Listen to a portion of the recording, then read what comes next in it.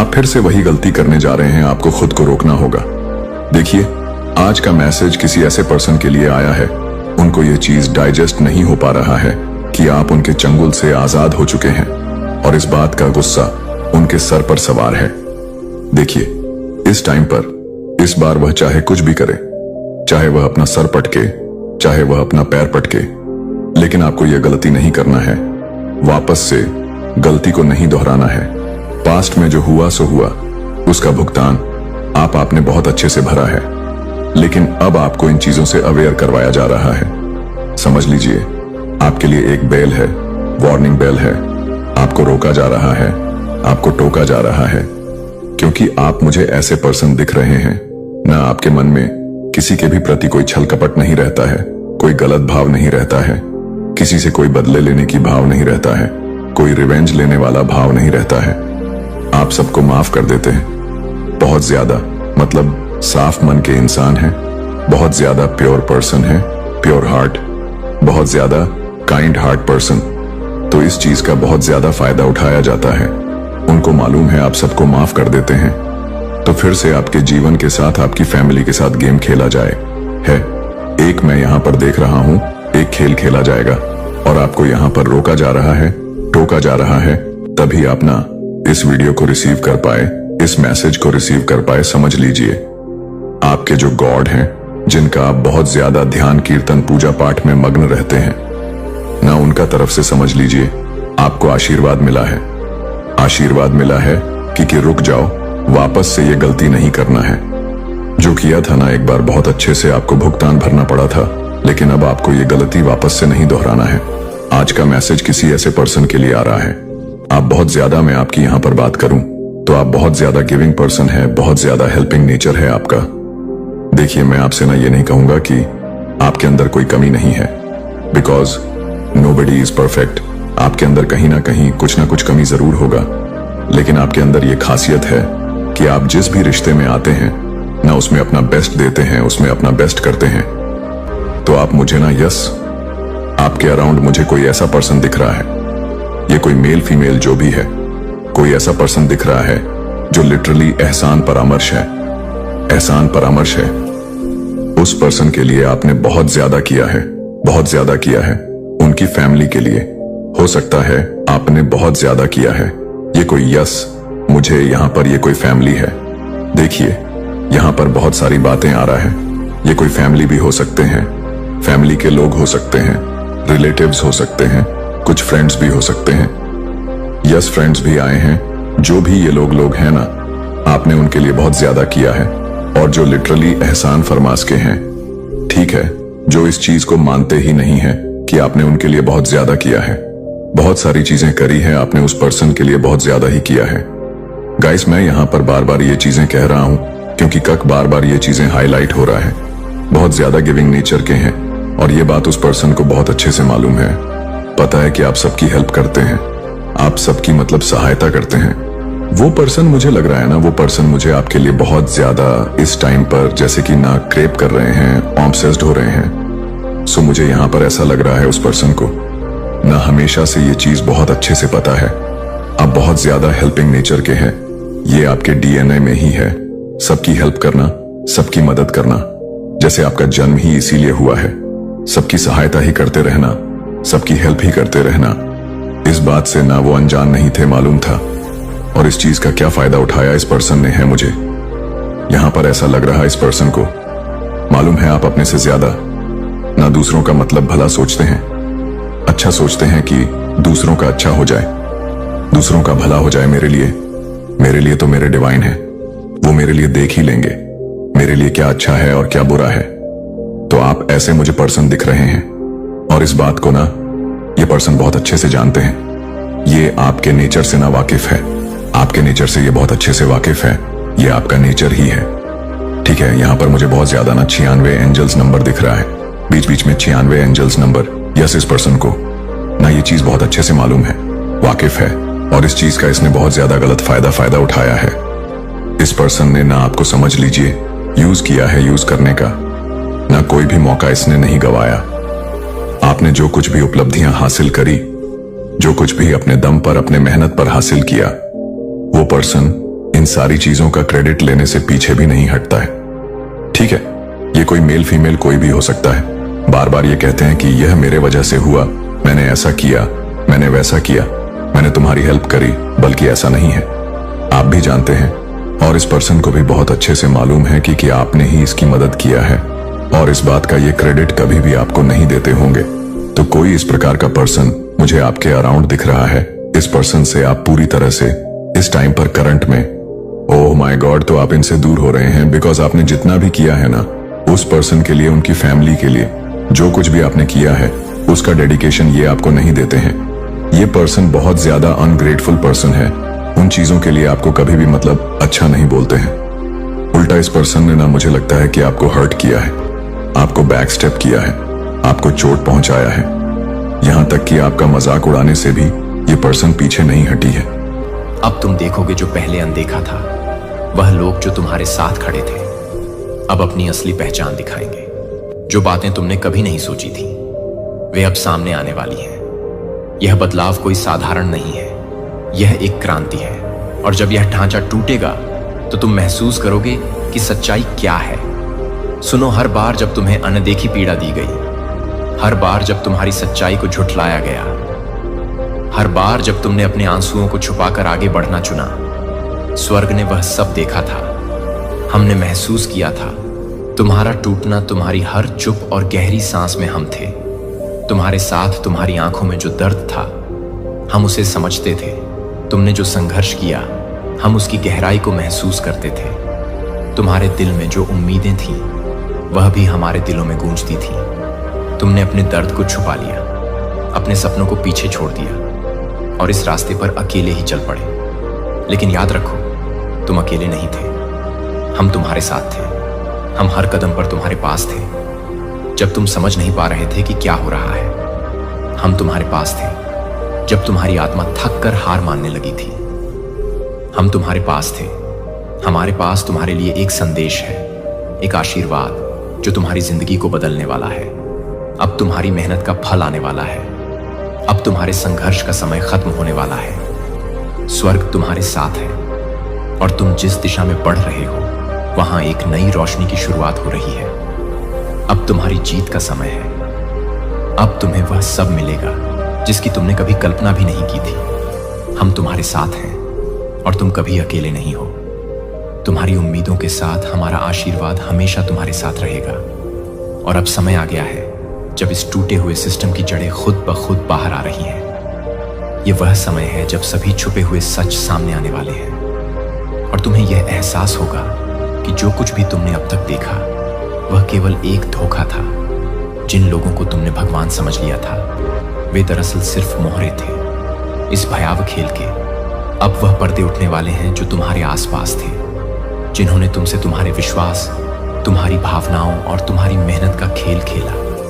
अब उनके असली चेहरे सामने आने को हैं और तुम देखोगे कि उन्होंने तुम्हारे साथ क्या खेल खेले। यह समय है जब तुम्हें सच का सामना करना होगा और वह सब कुछ जो तुमने समझा था उस पर पुनः विचार करना होगा। जो खेल चल रहा है वह सिर्फ तुम्हारे जीवन तक सीमित नहीं है। यह एक पूरी सृष्टि के संतुलन को छेड़ने की कोशिश है। एक ऐसा संघर्ष जो उस महान ऊर्जा को चुनौती दे रहा है जो हर जीव और हर कण में समाहित है। यह कोई मामूली खेल नहीं है। यह एक दांव पर रखी हुई शांति और सृजन की शक्ति का युद्ध है। जो कुछ भी तुम महसूस कर रहे हो वह महज एक संकेत है कि कुछ बहुत बड़ी शक्ति अब तुम्हारे आसपास सक्रिय हो चुकी है। यह तुमसे जुड़ी हुई है, लेकिन यह केवल तुम्हारे व्यक्तिगत अनुभव से कहीं बढ़कर है। यह ब्रह्मांड के हर कोने में गूंज रहा है। एक चेतावनी, एक संकेत और एक अवसर। सत्य की शक्ति अब जाग चुकी है और वह धीरे धीरे सभी झूठों और छिपी हुई बातों को उजागर कर रही है। तुम भी उस शक्ति का हिस्सा हो, क्योंकि तुम्हारे भीतर भी वही दिव्य अंश है जो इस पूरे ब्रह्मांड को संचालित करता है। तुम्हारे अंदर छिपी हुई वह शक्ति अब तुम्हें अपने वास्तविक रूप में पहचानने की ओर अग्रसर हो रही है। सत्य का तूफान अब शुरू हो चुका है। यह एक ऐसा तूफान है जो सारी झूठी दीवारों को ढाने वाला है। यह तूफान केवल बाहरी नहीं बल्कि हर उस दिल में गूंजेगा जो खुद को छुपाकर जी रहा था। अब समय आ चुका है जब पाखंड और भ्रम की सारी परतें उधर जाएंगी। वो लोग जो खुद को सुरक्षित समझ रहे थे, जो दुनिया को दिखाने के लिए अपने मास्क पहने हुए थे, अब वह हर पल डर और बेचैनी में जीने वाले हैं। रातों की शांति उनकी अब बीती बात हो चुकी है, क्योंकि जिस सच्चाई से उन्होंने मुंह मोड़ा था वो अब खुद उनके सामने खड़ी है, और उसे छिपाना अब किसी के बस की बात नहीं। अब वह वक्त आ गया है जब उनका झूठ और धोखा खुद को उजागर करेगा, और जो उन्होंने दूसरों से छुपा रखा था वही अब सामने आकर हर किसी को हिला देने वाला है। काले सच की परतें अब खुल रही हैं, धीरे धीरे एक के बाद एक। तुमने जिन बातों को कभी अनदेखा किया था, जिन घटनाओं को तुमने दिल से नकारा किया था, अब वे सच सामने आने वाली है। हर उस अंधेरे कोने में जहां तुमने अपने सवालों को दबा रखा था, वहां से एक एक रहस्य निकलकर बाहर आ रहे हैं। तुम्हारे मन में जो भी संदेह थे वह अब धीरे धीरे स्पष्ट होते जाएंगे।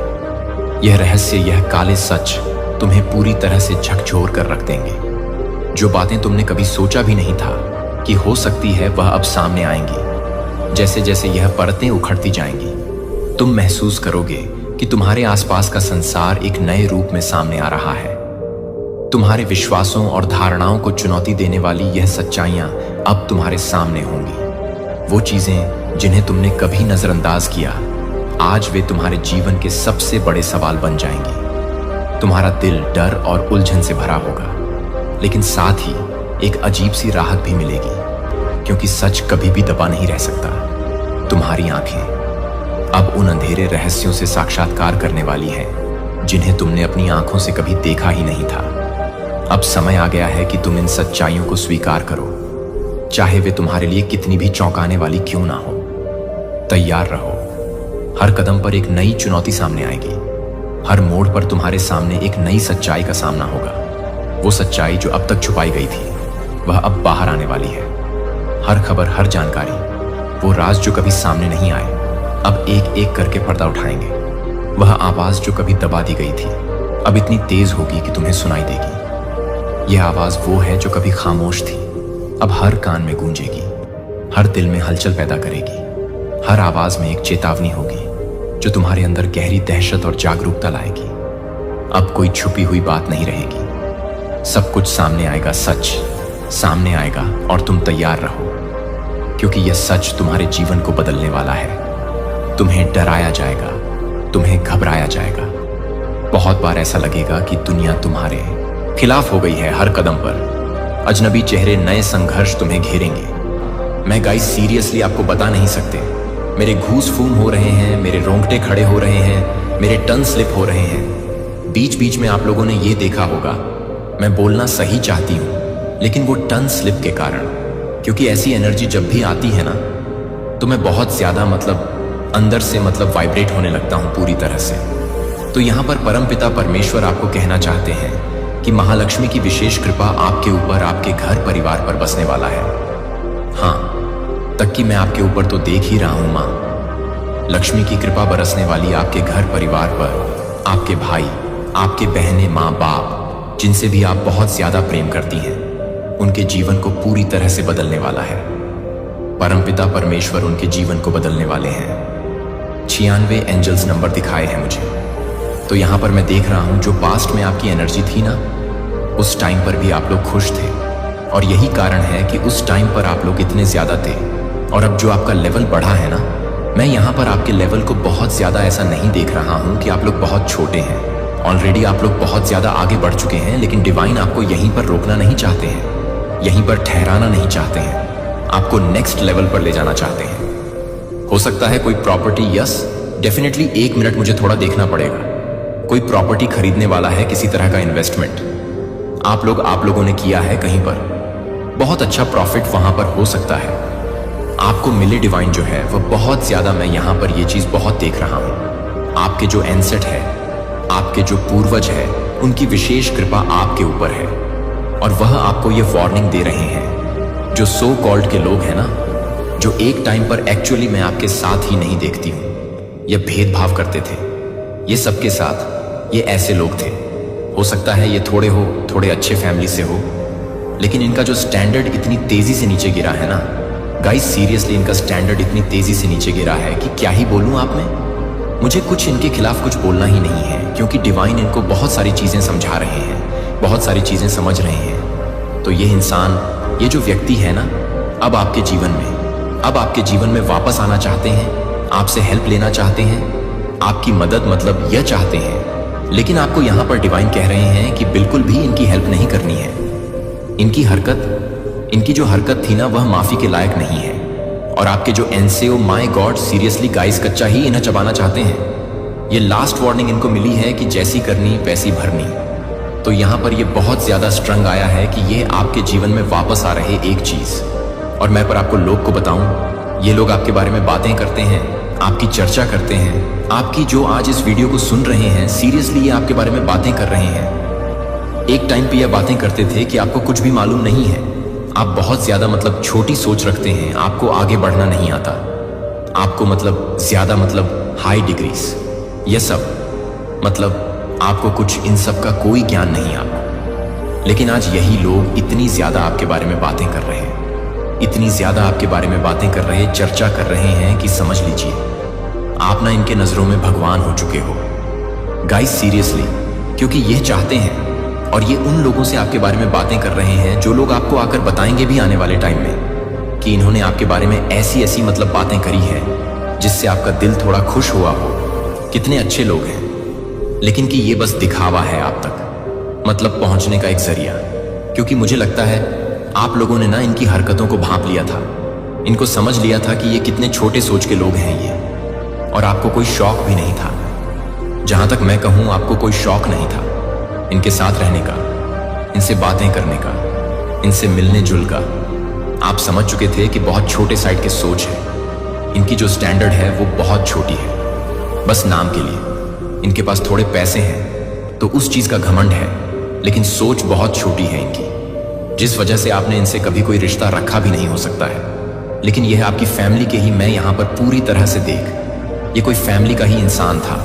लेकिन आज जब इनके जीवन पे पहाड़ टूटा, या हो सकता है टूटा भी ना हो, खुश हो अपनी लाइफ में, लेकिन आपसे ये लोग दोस्ती करना चाहते हैं, क्योंकि कहीं ना कहीं ये प्रॉफिट है आपसे दोस्ती करने से, आपसे मेल झोल रखने से।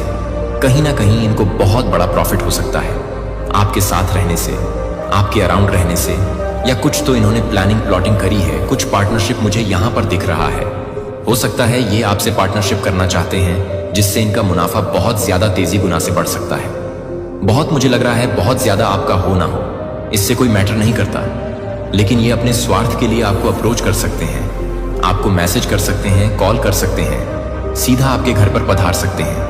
उस टाइम जब आपके पास कुछ ऐसा नहीं था, जो हाई डिग्रीज नहीं थी, डिग्रीज नहीं थे, जब आपके पास उतने पैसे नहीं थे, तब ये लोग आपके बारे में बहुत मतलब बातें करते थे, बहुत मजाक उड़ाते थे। और आज जब आपका स्टैंडर्ड इतना ज़्यादा ऊपर बढ़ चुका है, तो आज ये लोग आपसे दोस्ती करना चाहते हैं, आपसे बातें करना चाहते हैं, आपसे मतलब आपको अप्रोच, मुझे लग रहा है किसी ना किसी तरह से ना, ये लोग आपको अप्रोच ज़रूर से करेंगे गाइज। या तो किसी लोगों के थ्रू आप तक अपनी बातें पहुंचाएंगे, या ये खुद से आएंगे। तो यहाँ पर डिवाइन कह रहे हैं कि आपको इस इंसान से दूर ही रहना है, क्योंकि ये मुझे ऐसे लोग लग रहे हैं अपने फ़ायदे के लिए ना किसी भी हद तक जा सकते हैं। उसकी मौत के बाद रोदेश पर बैठने के लिए तैयार हो, लेकिन रोदसी भी देर के बिना अपने दोनों बेटों को भी मारने का आदेश दिया। मरने से पहले उसने अपनी बहन सलो से कसम खाई कि वह यरूशलेम के हर परिवार से कम एक अमीर आदमी को मार डाले, ताकि उसके अंतिम संस्कार पर सबके आंसू बहें। यह वही आदमी था जिसे जब यह खबर मिली कि यहूदी में एक लड़का जन्मा है जो इजराइल का राजा बनेगा, तो वह बहुत घबराया। रोदी मौत के बाद लगभग 4 ईसा पूर्व में उसके साम्राज्य को उसके 4 बेटों में बांट दिया गया। हेरोद के बेटे आर्कलस ने यहूदियाइल हो रही समस्याओं से परेशान था, वहां एक रोमन प्रोक्यूरेटर गवर्नर को नियुक्त किया। यही वह समय था जब रोमियो ने सीधे तौर पर यहूदियाइल शासन से बचने की थी। उसी समय यीशु का जन्म बेथलहम में हुआ। जब समय पूरा हुआ और बाइबल की भविष्यवाणियां पूरी हुई, यहूदियाइल पहनी, हमारी धरती पर चला, हमारा भोजन खाया, हमारा पानी पिया, हमारा दुख महसूस किया, हमारे आंसू बहाए, हमारे पापों का बोझ अपने शरीर पर क्रूस पर उठाया और हमारे उद्धार के लिए महिमा में फिर से जी उठा। यहूदी योगदान के साथ साथ यूनानी और रोमन संस्कृतियों ने भी मसीहा के दुनिया में आने में योगदान दिया। जब यीशु का जन्म हुआ तब फलस्तीन रोम के शासन के अधीन था। रोदसी और मरियम यीशु को लेकर मिस्र भाग गए और वहां तब तक रहे जब तक कि उस दुष्ट राजा की मृत्यु नहीं हो गई। वे मिस्र से लौटकर नास में बस गए, जो वह शहर था जहां पहले वे रहते थे। वहीं यीशु बढ़े और बढ़ाई के बेटे के रूप में पले। 30 साल की उम्र में उन्होंने अपना प्रचार कार्य शुरू किया। उन्हें यर्दमास्टरदन नदी में प्रार्थना कर रहे थे। तब आकाश खुला और परमेश्वर पिता ने कहा, यह मेरा प्रिय पुत्र है जिसमें मुझे खुशी है। उसी समय पवित्र आत्मा एक कबूतर के रूप में उन पर उतरी और उन्हें अपनी सेवा शुरू करने के लिए शक्ति दी। फिर पवित्र आत्मा ने यीशु को जंगल में ले जाकर 40 दिन और 40 रात तक उपवास रखने के लिए कहा। इस दौरान शैतान ने 3 बार उन्हें बहका की कोशिश की। शैतान ने यीशु को हराने की कोशिश की, लेकिन पुत्र ने उसे हराया। हमेशा आत्मा की तलवार परमेश्वर के शब्द का इस्तेमाल करते हुए शैतान ने पहले आदमी आदम को स्वर्ग में हराया था, लेकिन दूसरे आदम यीशु ने जंगल में उसे हरा दिया। जंगल से यीशु पवित्र आत्मा से भरकर गली गए और नासक पहुंचे, जहां उन्होंने अपनी ज्यादातर जिंदगी बिताई। उन्होंने वहां के सभा भवन में प्रवेश किया, यशाया की किताब का स्क्रॉल लिया और पढ़ा, प्रभु की आत्मा मुझ पर है, क्योंकि उसने मुझे प्रचार करने, चंगा करने और छुड़ाने के लिए अभिषेक किया है। यीशु ने 12 लोगों को बुलाया जिन्हें उन्होंने प्रेरित कहा और अपना ज्यादातर समय उन्हें सिखाने और प्रशिक्षित करने में लगाया। उन्होंने गली बराह सामिया और यहूदियाइल किया और शैतान के सताए हुए लोगों को मुक्त किया। उन्होंने बीमारों को ठीक किया, भूखों को खाना खिलाया, अंधों को दृष्टि दी, लकवाग्रस्त लोगों को सीधा किया, लंगड़ को चलाया, बहरों को सुनने की शक्ति दी, कोढ़ को साफ किया, दुष्ट आत्माओं से मुक्त किया और मरे हुए लोगों को जीवित किया।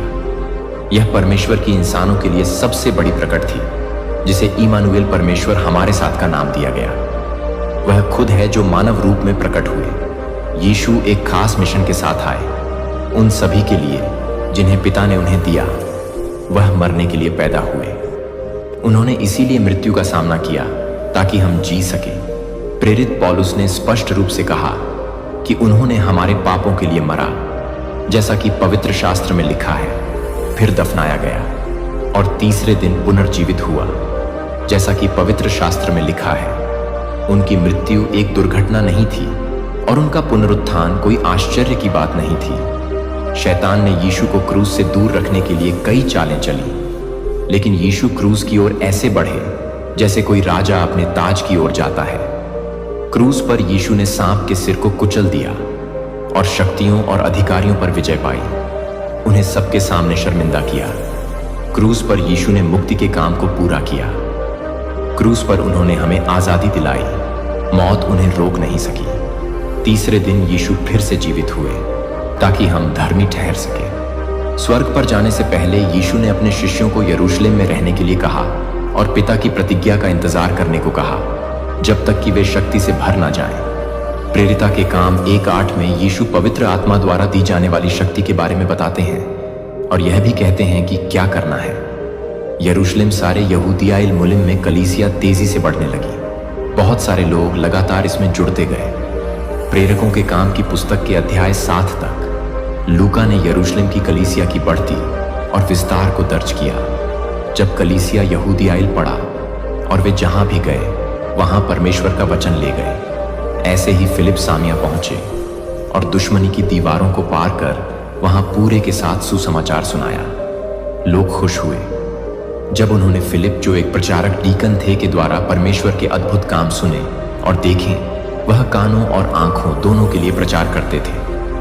प्रेरित पतरस और यूहन्ना द्वारा हाथ रखने से सामियों ने भी पवित्र आत्मा को प्राप्त किया। सुसमाचार इजराइल की सीमाओं से बाहर तब फैला जब कलीसिया के सताव करने वाले तरसुस के शाल दमिश्क जाते समय विश्वास में बदल गए। इसके बाद एक अन्य जाति कलीसिया सीरियाई एंटॉक कलीसिया संस्कृति मिशन का केंद्र बन गई।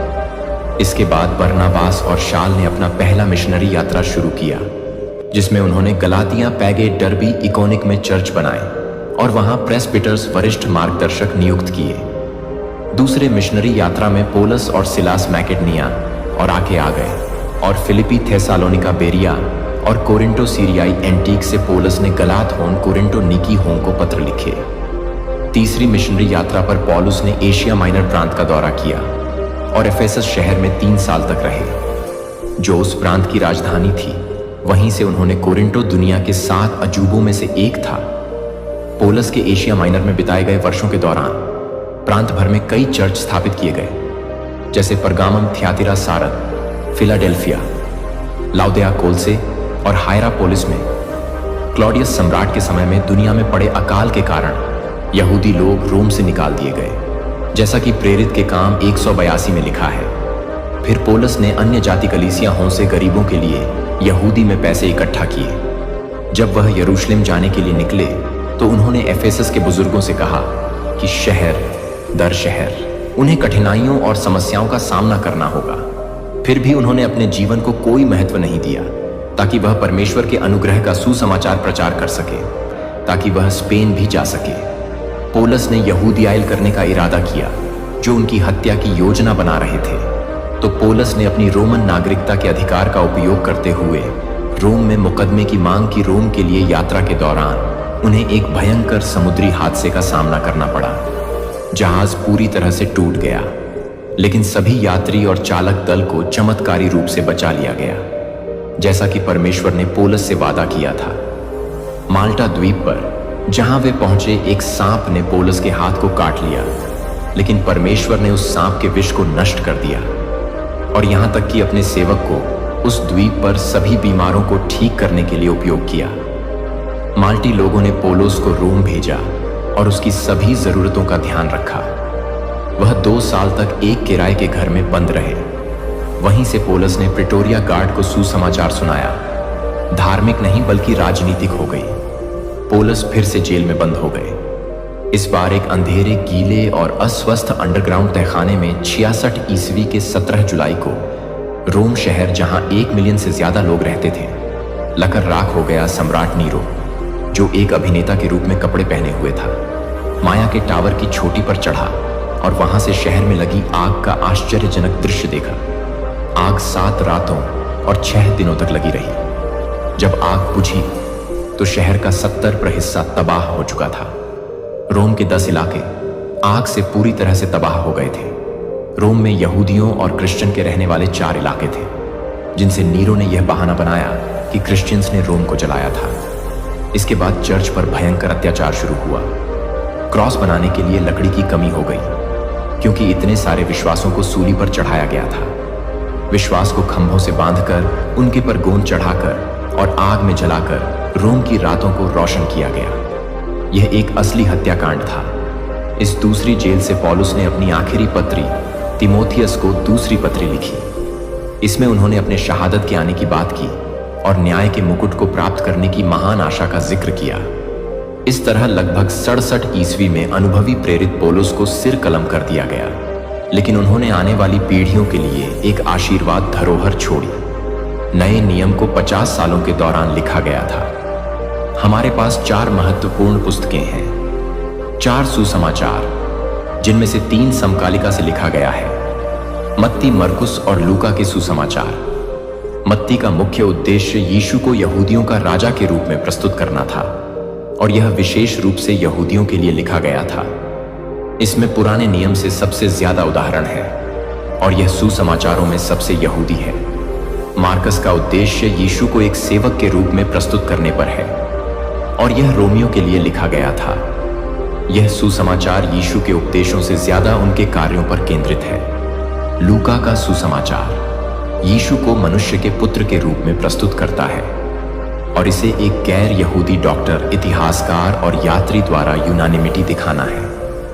इसीलिए लूका वह सुसमाचार है जो यीशु के प्रार्थना जीवन और पवित्र आत्मा की शक्ति से किए गए उनके कार्यों के बारे में सबसे अधिक बात करते हैं। यूहन्ना का सुसमाचार पहले सदी के अंत में लिखा गया था, ताकि ग्नोस्टिकवाद, एक खतरनाक झूठी शिक्षा जो मसीह की दिव्यता को नकती थी, का विरोध किया जा सके। यूहन्ना का तरीका बाकी सुसमाचार से अलग है। यूहन्ना यह साबित करता है कि यीशु सच में परमेश्वर और सच में इंसान भी है। उन्होंने यीशु द्वारा किए गए 7 चमत्कारों और 7 मैं हूं बयानों को चुना, ताकि यह साबित किया जा सके कि यीशु सच में परमेश्वर है। हमारे पास प्रेरित के काम एक्ट्स ऑफ द अपोस्ट भी है, जो प्रारंभिक चर्च से संबंधित घटनाओं को बताती है, जैसे इसके जन्म से